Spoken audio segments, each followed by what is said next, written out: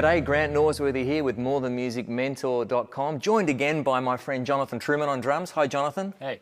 But you're behind this drum screen again. What's going on? I miss you. I know. I miss you too. We had such a wonderful response to a video from the earlier series of these training videos that we shot about finding solutions to drum volume issues, and we pointed out in that Jonathan and I are not fans of the drum screen, the enclosure that we see here. And we pointed out in that last video that really it causes a great deal of disconnection for the musicians, that we don't feel really at one with the drummer in our band. And I think it actually affects the congregation's ability to connect with the musicians, to connect with the songs, and it, in my opinion at least, makes it even tougher for us to truly express the worth or worship God through these songs when there's these sort of barriers built up in between us. Now, we brushed over this in the previous video about dynamic control, but I want to go deeper with that because this is another set of reasons why I'm not a fan of the drum screen.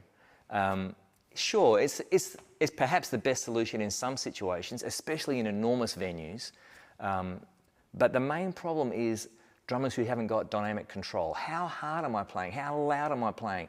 How big am I making the drum sound? So, Jonathan, if you would be so kind, and I invite you to exaggerate a little if you like, but we've seen a lot of drummers in church music situations, and they're in an enclosure like this. How might a drummer like that play a really big, loud drum part for a really big, loud a really big, loud song? How might that sound? Maybe something like this.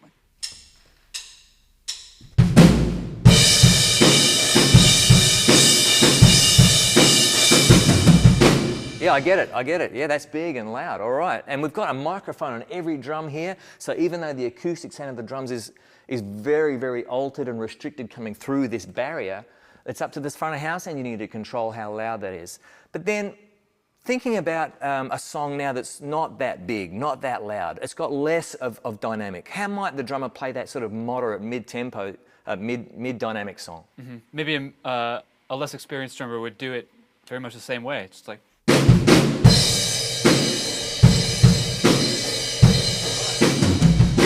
So no real change in the intensity and the dynamic. And then what about that really mellow, emotional moment? Maybe there's someone even like praying and the band's supposed to be really quiet. How might that sound?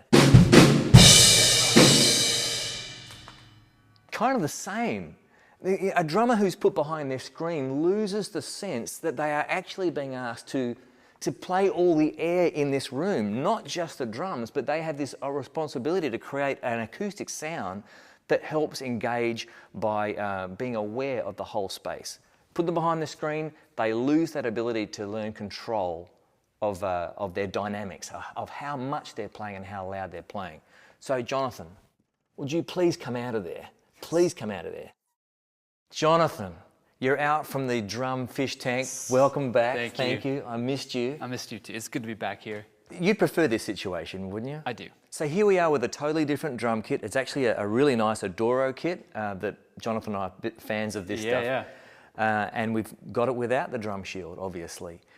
But when you're out here, there's a huge widening of the palette of dynamic control that a drummer needs to have. Yeah. I've even heard pastors sometimes say that it's unreasonable to ask my drummer to have dynamic control when they're in a fish tank like that. And it's like, look, every instrumentalist, not just drummers, but especially drummers, need to be able to learn how to control how hard they're hitting things, but not just how hard they're hitting things, there's other things involved, but they've got to be able to get really, really soft and work up to the right volume level for this music in this situation, with this room, with this crowd of people, with these songs.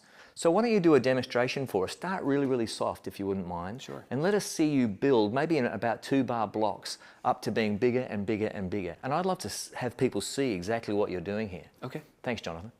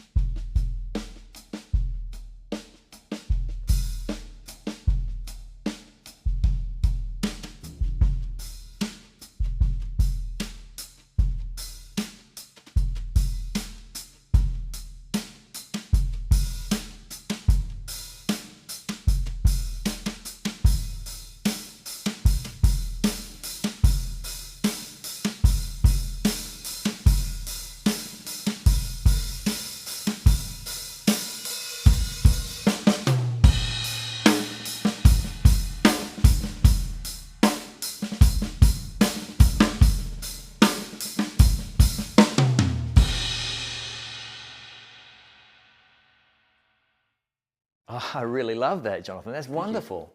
And can I pick up on a couple of things I noticed? Sure. Yeah, the hi-hats, to begin with, when you first started playing the hi-hats, they were really tightly closed, right? Yeah. And then slowly getting a bit more open. Because there's a massive difference between a hi-hat closed, would you play that for us? And a hi-hat slushy and open. And that's a huge thing that I think a lot of church drummers miss, especially when we're in the shielded, protected fish tank. And I'd have to say, we're being helped out a lot by this particular drum kit, wouldn't you think? I would say yes. Right. Why is that? Well, it's just the materials that it's built out of, it lends itself to sound better when it's played softer. So that's a more inviting way to want to play softer. Yeah. Some cheaper drum sets, they don't sound great when you play them soft. So you just want to play louder. Right. So a lot of less experienced drummers, perhaps playing with lower quality kits, they're compensating for the quality of their instrument and their own ability by playing hard, playing loud. And this is the way it sounds okay to me. But this Adoro kit, which actually comes from what they call a worship series of drums, it's been specifically made for this sort of church situation. These drummers are designed to be a little softer than other kits that sometimes are made to be as loud as they possibly can be. Yeah.